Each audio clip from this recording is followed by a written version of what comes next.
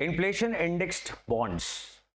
सो एक इकोनॉमी का बड़ा ही इंपॉर्टेंट कंसेप्ट है और पिछले कुछ सालों में ये बहुत सारे यूपीएससी और स्टेट पीसीएस के क्वेश्चंस में आपको कंसेप्ट देखने को मिला। कई बार बहुत सिंपली क्वेश्चन में पूछ लिया गया, कई बार बड़ा टेक्निकलिटीज के साथ इसको रैप अप कर दिया गया, बड़ा डिफिकल्ट क्वेश्चन बना दिया गया। तो आज बड़ा ही सिंपल तरीके से हम समझेंगे कि इन्फ्लेशन इंडेक्स्ड बॉन्ड होता क्या चीज है। तो this is hour one day one topic series. इसमें आपको कम से कम एक टॉपिक मिलता है, उससे ज्यादा ही मिलेंगे। एक हफ्ते के अंदर you will get around 8 topics और हमारी ये कोशिश रहेगी जो सबसे इंपॉर्टेंट टॉपिक्स हैं उनको एक सीरीज में हम रैप अप करके पैक करके रख दें, so that if you see this complete series तो आपके सबसे important, right, not the any other issue, the very important issues, वो सारे इश्यूज आपके कवर हो जाएंगे। सो मेक श्योर आप लाइक का बटन दबा रहे हो, कमेंट करके इस चैनल के साथ इंटरेक्ट कर रहे हो, सो दैट बहुत सारे शॉर्ट्स और वीडियोस में जो आपके concepts, current affairs based topics, आपकी स्ट्रैटेजी कैसे बेटर बन सकती है, ये सारी बातें इस चैनल पे चल रही हैं। If you know the channel, you know that this is happening, so make sure you are also giving your feedback, suggestions to the teachers who are making these videos, right. So आज जो topic हम करने वाले हैं inflation indexed bond, उसके ऊपर चलते हैं। सो पहले सिंपली एक चीज समझ लेते हैं कि बॉन्ड्स क्या चीज होते हैं। बॉन्ड एक तो फाइनेंशियल इंस्ट्रूमेंट होता है। एफडी करवा ली आपने, राइट, आपके पास पैसा है, आप क्या कर सकते हो, उसको एफडी करवा सकते हो बैंक के पास। तो जो ये आपको शीट मिलेगी, जो कागज आपको मिलेंगे, ये आपका एक इन्वेस्टमेंट है and we can also call this a financial instrument.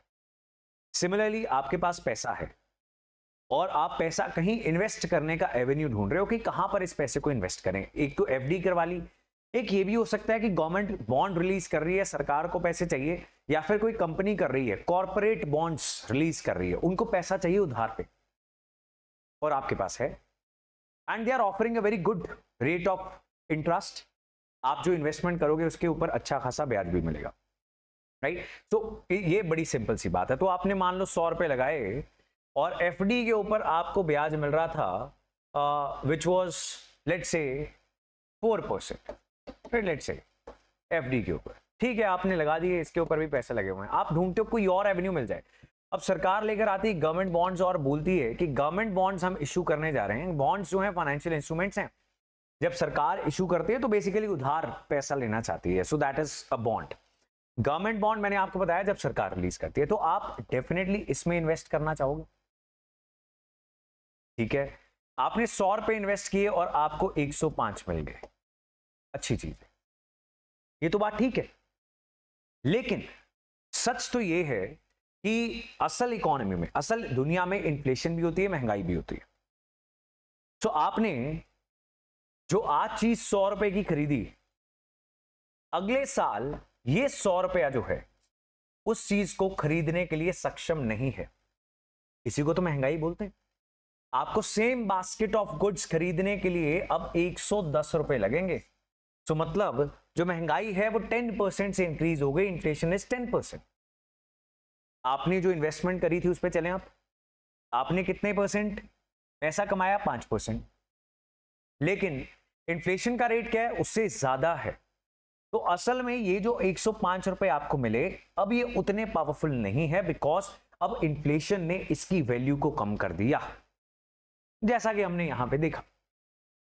So we can say, एक तो इन्फ्लेशन बड़ी simply speaking it is known as increase in the prices of goods and services, जो एक अक्रॉस द बास्केट, ऐसा नहीं है कि एक आधी चीज के प्राइसेस ऊपर जाएंगे तो उसको हम इन्फ्लेशन बोल देंगे। अक्रॉस द बास्केट सभी चीजों के दाम ऊपर जब जाने लगते हैं उसको हम बोलते हैं इन्फ्लेशन, राइट।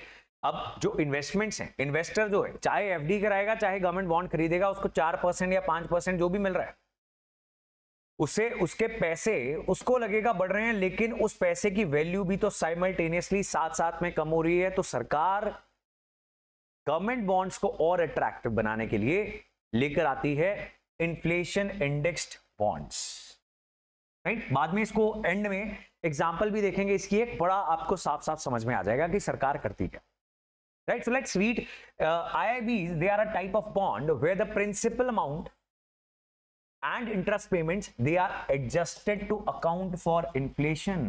आप महंगाई को दरकिनार नहीं कर सकते किसी भी चीज में, ऐसे ही जैसे आपकी सैलरी है 10,000 रुपए, अगले साल आपकी सैलरी जो है वो 5% से इंक्रीज हो गई, लेकिन इन्फ्लेशन 6% से इंक्रीज हुई, तो आप खरीदारी तो कम कर पाओगे ना।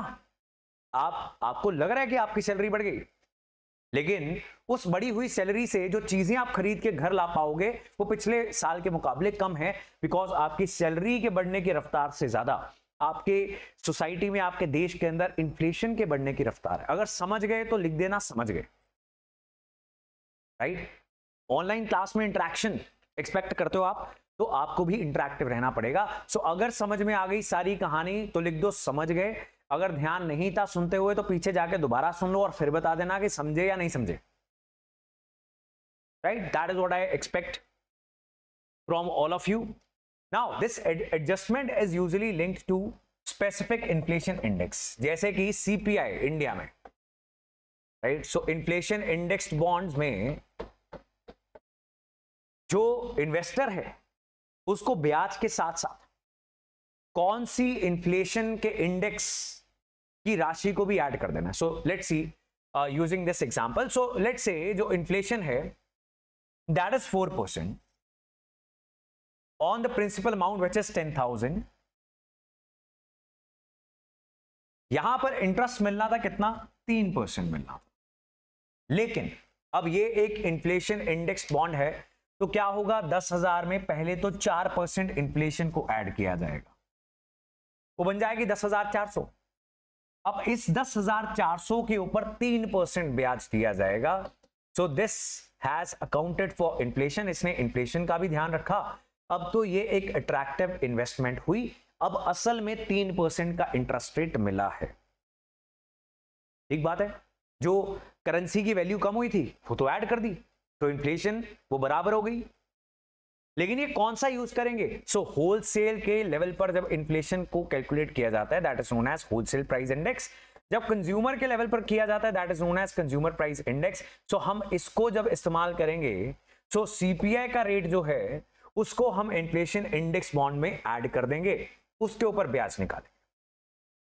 सो व्हाट इज द गोल, क्यों हम कर रहे हैं, because we are trying to save the investor from the impact or from the erosion caused by inflation, right? So that is a very simple concept of inflation indexed bonds. तो ये तो इसका basic concept हो गया, right. ये इसमें कोई confusion नहीं होनी चाहिए। Please let me know if things were clear in this video. That's all for this very tiny concept. ऐसी और आपको वीडियोस मिलती रहेंगी, तो make sure you have subscribe to the channel. ऐसे और बहुत सारे taxation related, government budgeting related हम ऑलरेडी कंसेप्ट्स कर चुके हैं। उसके अलावा आपको कोई चीज भी इकोनॉमी की दिक्कत दे तो आप लिख दो इस वीडियो के नीचे, मैं कमेंट्स को बड़े ध्यान से पढ़ूंगा। और जो भी आपको कंफ्यूजन है, कोई भी टॉपिक आपको ट्रबल क्रिएट कर रहा है, लंबा हो छोटा हो, वो हम डिस्कस कर लेंगे on this channel, right. So that is all for this video. So इसको आप इग्नोर कर सकते हो। सीपीआई जो है वो इन्फ्लेशन इंडेक्स बॉन्ड के साथ लिंक की गई है जनवरी 2011 से। दैट्स इट, इतनी सी इंफॉर्मेशन है। That's it, see you all in the next video and make sure you press the like button.